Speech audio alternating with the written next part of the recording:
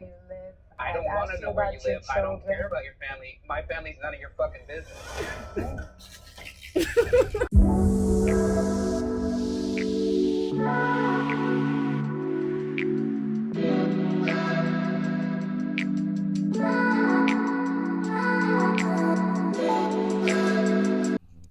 Hey, welcome back to Shows with the Zoes, where we break down some of our favorite shows, give you our thoughts and recaps on episodes. So, the show that we're breaking down today is Traitors Season 4, Episode 5. So, babe, give me your thoughts. What do you think about it? My initial thought is they need to get conniving, commiserating, colluding Colton out of my palace. Get him out of there. I'm sick of seeing him. I'm sick of it. Get Colton out. That is all. That's all? No, I mean, I'm with you. Shout out to Rob on teaching Michael what commiserating actually means. But, and a couple of highlights from that roundtable as well. But I agree with your overall sentiment, your overall point. Colton is just fake traitor hunter. And I don't like how he, once somebody came at him, he tried to play the victim, tried to hide behind his sexuality, which I thought was super weak. It was a very interesting episode overall. I think the last 2 or 3 episodes have kind of been boiling up to this moment with a couple of characters, not just Colton and Michael, but also we had a funny back and forth with Ron and Dorinda. Mm-hmm. So I think overall, also we had Candace and Ron at the round table. So I think breaking down this episode in its entirety will give some good highlights and some good points. So let's get into it. So it starts off at breakfast, and if you remember, Eric in his ears, his magical ears, were really the deciding factor, it seems, for getting Tiffany out. So Eric is saying that he feels bad. He's saying that, as the oldest child of an immigrant family, he is taught to, care for people and to care about people's feelings. I actually believe him when he says this because I actually think that he liked Tiffany. So he's talking about how bad he feels. I believe him there. So Dorinda's suspicion of Ron is growing. And I'm kind of with Ron, what he says. If you're not going to exonerate me, send me home. Yeah, because every week, and one thing I do not like about this show, and respectfully, shout out to the Traitors, but it's like the same thing that Colton is able to get away with each week. Is he's like, hey, I took a shot, I missed it, I'm going to take another one. Ron is being, outcasted. Now, granted, he did go against his, one of his own, his people, his sister. I think Ron's evidence against Portia was stronger than any evidence that Colton has come to the, any roundtable with. Kristen is suspicious of Colton. She's saying that he's loud and wrong about Tiffany. Of course, he's been loud and wrong about other people as well. So Kristen is starting to, be suspicious of Colton, which I love. Of course, we all know that he's not a traitor, but who cares? Get him out of there. Yeah, at this point, I think Colton is just as bad as a faithful as they are accusing other people as. He's the person kind of running the house, whipping the votes in the background, and you see what he did at the last roundtable. Totally came for Tiffany. The blind side with that many people, I think, is crazy.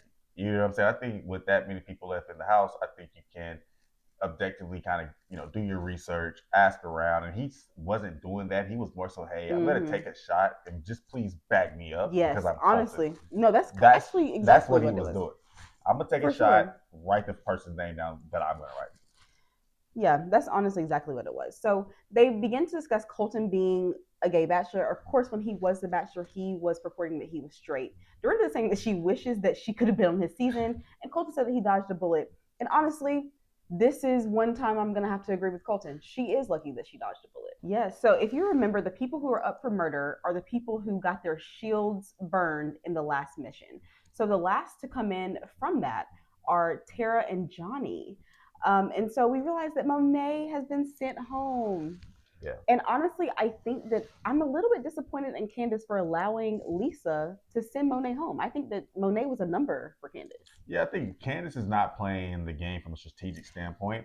I think that she's right now only looking out for, quote unquote, the other traitors when she should be gathering, her fellow faithfuls that she'll be a traitor angel for and keeping those names for. These are the people that won't say her name at any roundtable. And I think by her telling Lisa that Monet said her name, during the challenge, and then allowing Lisa to kind of influence her to, ultimately send Monet home. I think it'll come back to bite Candace in the ass later. I think so. Again, I think that the way that you win traitors as a traitor is to have people around you who believe that you're faithful. And I genuinely think that Monet thought that Candace was a faithful. So that might come to bite her in the butt. We will see. So after breakfast, Kanda and Lisa are still pushing Ron's name, of course. I think that Candace is smart, I will say, for continuing on the same path. She said it was Ron from the beginning, and she's still saying that it's Ron now. Ron, however, is pushing Michael and Dorinda because Dorinda would not let him speak at the round table. So at this point, Colton is speaking to Kristen about Ron, and Kristen's kind of, catching on to his cattiness. She's kind of saying that Colton doesn't ask questions; he just assumes, and he says like, "Oh, it's this person because of this reason." He speaks down on people, which I think is something that, makes Kristen suspicious of Colton a little bit. So Kristen at this point tells Candace that she knows for a fact, she puts that on her life. On her life. She's on her life, y'all, that Colton is a traitor. So of course she's wrong. So I hope that somebody go check on Kristen. Honestly. Yeah, I mean, mother told me when I was young, don't put anything on your life, especially something that you are unsure of. But I think that the way Colton is moving around the house, I told you, it's making other people suspicious of it. Yeah. It's making, you're taking out shots, you're loud and wrong, you're controlling the house, you're controlling the round table. And, to be honest, they caught one traitor, but everybody was suspicious of Donna. It was not just Colton, and Colton wasn't as vicious in the round table to Donna as he was to Tiffany. Yeah. I wonder why that is. So now we're at the mission. Their mission is to find 8 missing statues that are supposed to go around the fountain. They must retrieve these statues from around the castle grounds and set them back in their rightful place. To locate these statues, they must search through this murky water, y'all. Like, that's the thing that I couldn't do. It almost like red wine. It was disgusting. Like, I don't even know what they put in that. But they had to look in this murky water for these coins, and the coins will tell them where the statues are. The twist is, at every statue, or I should say under every statue, there is 1 or more shields. If no one grabs a shield, then everyone is safe and there is no murder that night. If even 1 shield is taken, the murder will happen. Of course, the person who has a shield will not be murdered.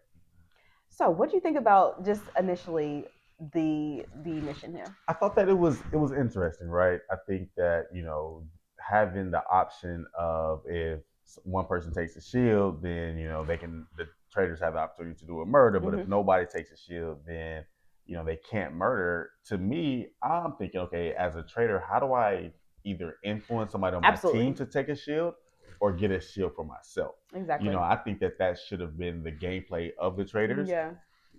But right now, I don't think the traitors are playing strategic in that way, because I do think, I guess you'll get into a little later how the teams were split up. I think Candace had an opportunity to influence Colton to take a shield, thus open up the opportunity for them to murder. Yes, so I think, as Isaiah said, one of the more notable teams was Candace, Lisa, and Colton. I forget, there's one more person on their team. But if I'm Candace, I'm definitely telling Colton, like, hey, like, don't you think you talked a little bit last night? Especially, well, Tiffany, you lead the charge, homeboy. Do you trust these other people to not take a shield, Colton? Actually, no, because then he would have gotten a shield and they couldn't murder him. Yeah, they couldn't have murdered him, but they would have had the opportunity to murder somebody else, and they would have known that the opportunity to murder is on the table. Very, very true. So when they first begin the mission, there's only 1 shield per team kind of on the board. As they get towards the end, there's 4 of them. So every person on the team would, at that point, be able to get a shield. It doesn't tell us at that point whether anybody gets a shield. Who would you think, if someone did, who would you think it was?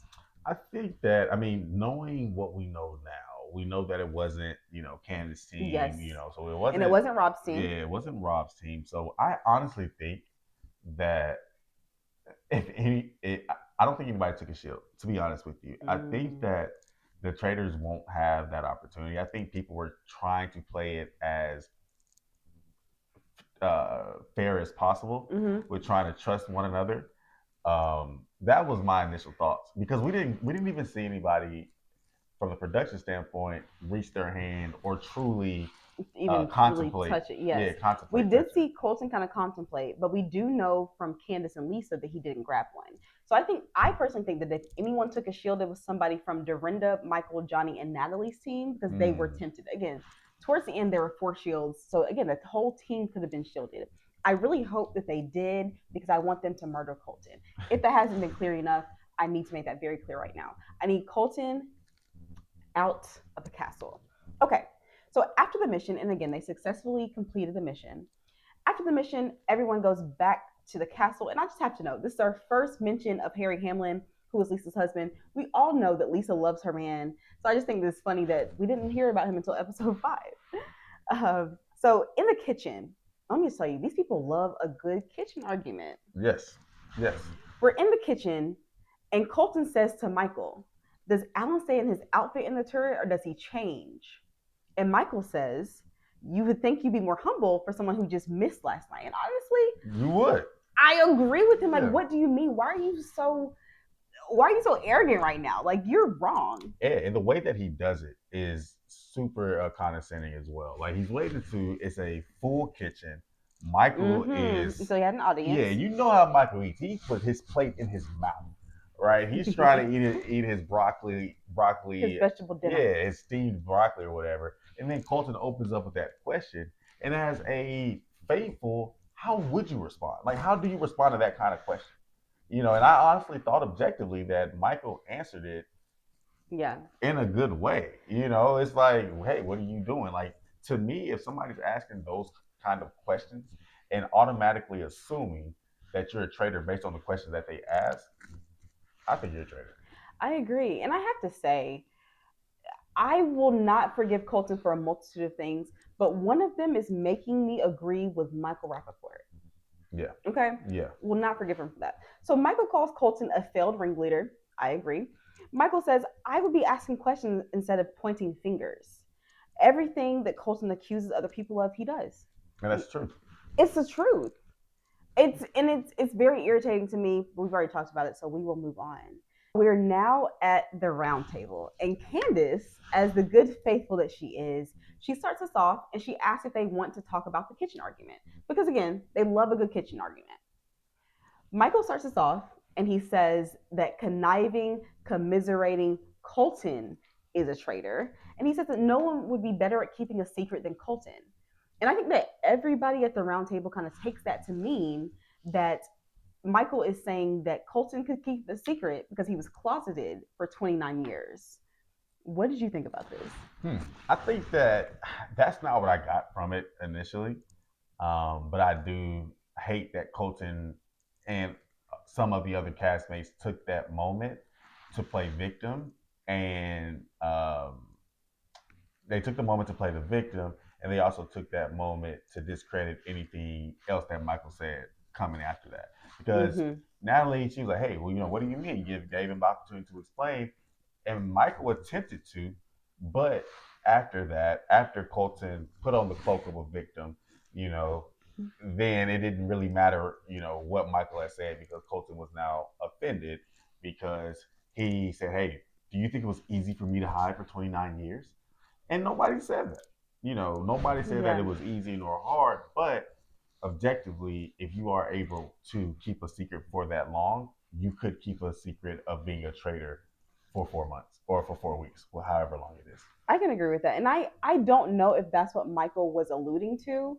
But I think that after he said that, it didn't really matter. I think that really that was the final nail in his coffin. I think that Michael has been rubbing these people the wrong way for weeks, Hunty. He has been rubbing these people the wrong way since he walked into that house. It did not matter whether he was a faithful or not. Nobody really cared. I think that everybody just wanted him gone. And I think even Johnny said that. Johnny was just like, I don't really know if you're faithful or not. I just want you out of my castle. So it almost didn't matter. I think one thing about this, though, Candace does bring it back home. Mm-hmm. She brings it back to her original point from episode 1 or 2, which was, Ron, you're a traitor. I'm suspicious of you.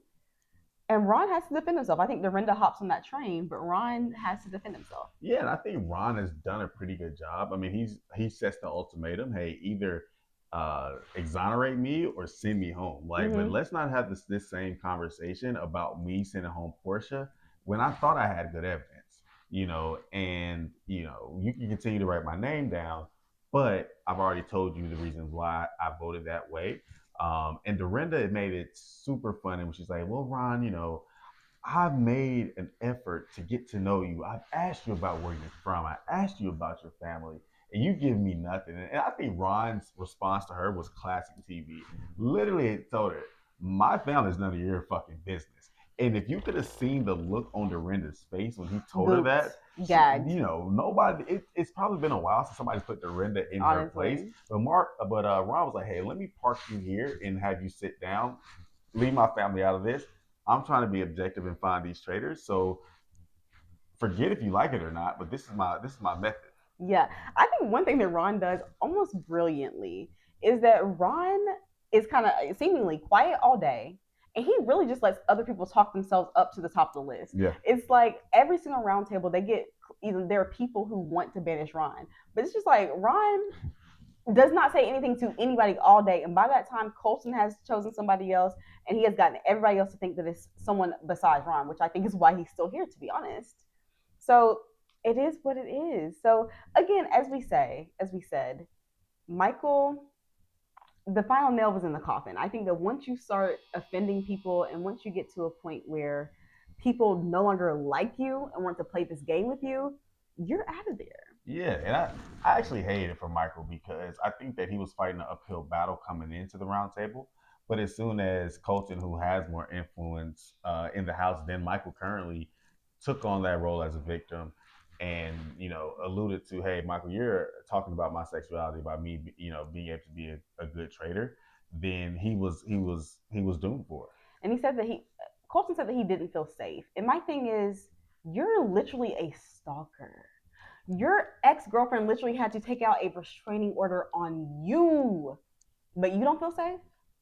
Yeah, how that work. And that's what I'm saying. Like playing the victim, and you don't make me feel good. Like those were his exact words when he wrote Michael's name down. I'm like, hey, at the end of the day, you guys are not here to be friends. You guys are here to play a game to figure out who is a traitor. And you putting your feelings first shows, going back to the earlier part of the episode, where you only care about you and your image and yourself, and you're not thinking about how you made Tiffany feel, or how you even in that moment made Michael feel. Very self-serving that Colton is. So Michael Rappaport is sent home. You got to pour one out for the homies. But it is what it is. I don't think that anybody cared that he wasn't a faithful. Did not care one little bit. So after the roundtable, Kristen is sitting with Eric and Mark, and again, she's pushing Colton's name. She's saying like, "Hey, have you noticed the one who's pushing all these narratives? Have you noticed the person who's directing us in the wrong way and has done so multiple times?" And I think Eric is a little bit hesitant, but Mark does seem like he's kind of receptive Yeah. to that idea. So that's something to watch going forward. Yeah. I think Eric, because he and Colton both took that shot at Tiffany and were wrong together. I think that it's hard for him to see Colton as a traitor, but I mean, because even then he would see himself as being played. But I do think that Mark was a little bit more willing to be open and objective to, kind of play it by ear. Hey, well, let's check him out over these next few days. Let's kind of see some of his behaviors. If he's given, real traitor behavior, then I think he's ready to jump on him. We'll see. So Candace, Johnny, and Tara are talking, and they are also mentioning Colton's name. And Johnny asks Candace whether she trusts him and Tara, which I think goes to show no matter what we as the audience are seeing of Candace and her gameplay, the people in the game clearly trust her and think that she's a faithful. I know that Monet did an exit interview, and Monet was saying that she thinks that she thought rather that Candace was a faithful. So again, I think that Candace in her gameplay is being edited to look one way, but truly in the house, I think that people are perceiving it a lot different. So we cut to Colton in the room, and he's at it again. At it again, as we knew that he would, with a new target, and this time it's Lisa. So here's the thing. Obviously, he's right. Yeah. And it's like, if you shoot enough, and I guess that's his concept, if you shoot enough, you're eventually going to be right. So here we are. He's speaking to Rob, Dorinda, Mora, and Jam Jam. And he's asking if Lisa has always been this quiet. Because as we noted, Lisa is loud. She's very flamboyant. She's over the top. That's her personality. Mm-hmm. When it comes to the round table, maybe it's something else. Church mice. Church mice. Church mice. And a dead clock is wrong. But just one. Yeah, just wrong. But church mouse. Church mouse. Well, a dead clock is right, twice a day. And I think one thing with Colton that's gonna ultimately hurt him, and I hope he falls into the same fate as Monet, where you disclose that you are tracking on a traitor in front of another, to a traitor, and give that alert. Now, it's interesting it's interesting how Colton used what he knew of Lisa, and I'm assuming he had been sitting on it because he brought it up right after Michael's roundtable. My thing is, why not bring that up at that roundtable? Exactly. Why distract the team even more? If you do believe that Lisa is a traitor, that was the first thing that I thought. I was like, okay, well, this could have been brought up then, but you distracted everybody. But you are right, as he does. So he says that Colton says that his biggest reason for suspecting Lisa is that she voted for Portia. Mind you, he did too. Honestly, like okay. So Jam Jam is saying that she gave a great description of the murder, and Colton said, "Of course she did. She saw it twice, or she saw it 3 times." And honestly, he ate with that. He ate with that one little thing. He ate with that. So we are now in the turret, and Rob, of course, who was in the conversation with Colton, tells Lisa, like, "Hey, girl, Colton's coming for you." And Lisa, I think, is taken aback, which she shouldn't be. I think that her name has been circulating up and down, up and through this castle, but I think the other people have just had bigger targets than Lisa. And Rob cites one of the bigger reasons for Colton suspecting Lisa as her being quiet at the round table, which is true. Yeah, very true. It is. And then Candace kind of gives her feedback. Hey, well, you got to talk a little more. Show a little bit more of your personality. And I think that's one thing that saved Candace a lot. In our earlier episodes, we were like, hey, Candace, you got to chill. You got to kind of play it back in the background. But I think that's actually helped her that she's been able to mirror her same personality, whether being outside of the house and being in a trader. So I think that Lisa needs to be herself a little more, but especially at the round table. Do you think that if she starts being herself a little more, that it will not raise a lot more red flags? Like, okay, well, somebody in that conversation had to tip her off. I agree. I think that if Lisa at this point, after the conversation, starts being more loud and vocal at the round table, I think that will kind of tip some people off. Mm-hmm. So I think she's almost damned if she does and damned if she doesn't, to be honest, at this point. As you'll remember, the murder tonight is based on the mission. So if someone grabbed a shield, then there is a murder. If no one grabbed a shield, then there is no murder. Basically, that's where we are. I personally think, again, if anyone grabbed a shield, it would have been someone from Natalie's team. I'm hoping, praying, wishing that they did, so they can get Colton where the fuck out of here.